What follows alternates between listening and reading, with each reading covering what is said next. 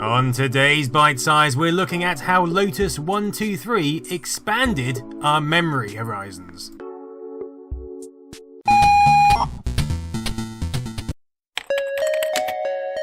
In DOS memory management, conventional memory, also called base memory, is the first 640 kilobytes of memory on IBM PC or compatible systems. The 640K barrier is an architectural limitation of the original 8088 CPU used in the original IBM PCs, which was able to address 1 megabyte of memory.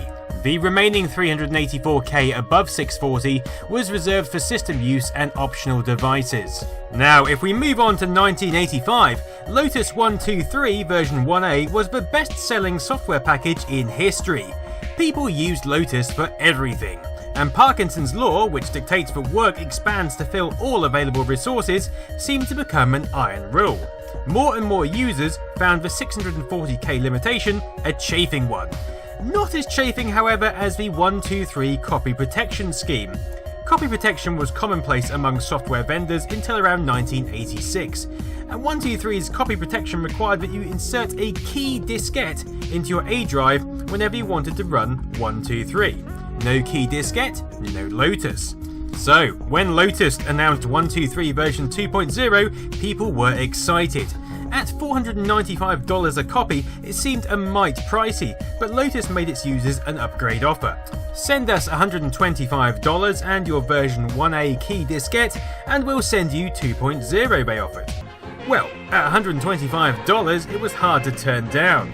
The downside was that you had to send in your key disk, which meant that you couldn't use 123 or version 2 until the upgrade arrived.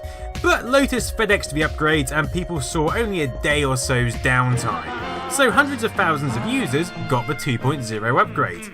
This is where it became clear that there was one little problem. 123 version 2 took up more memory space than 1A, which meant that any spreadsheets that packed the memory up to 640K simply would not run on the 2 for love or money. Worse yet, the users couldn't revert to version 1.A because they turned in their key disks. This left them stranded.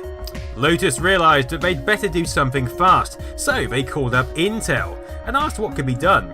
Lotus and Intel developed a paged memory system, which they called expanded memory. It involved buying a new kind of memory board that Intel built called an above board. In the final days of the design of the expanded memory, Microsoft got involved, and so the system became known as the LIM specification, referring to Lotus, Intel and Microsoft. The original version was strangely LIM version 3.2, and it was soon followed by LIM version 4, which incorporated some improvements designed by AST into their clones of the above board, which they called the expanded memory specification.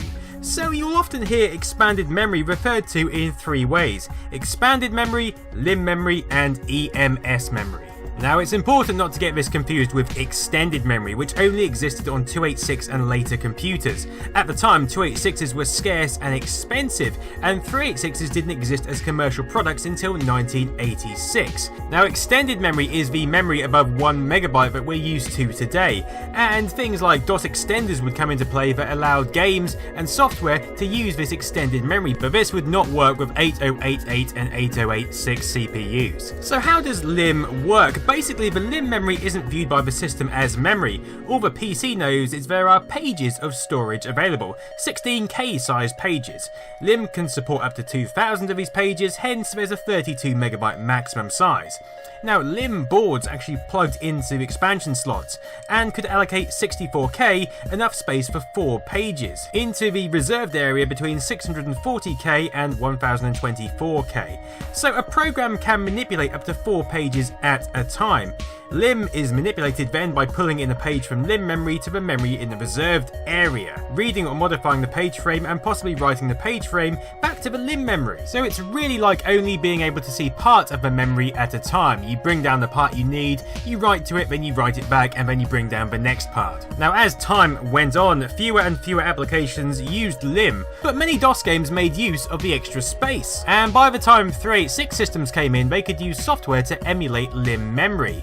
So, a fair few DOS games did take advantage of this stepping stone in memory, whether emulated or not. And like all these quirks, it's an important piece of our IBM PC-compatible history.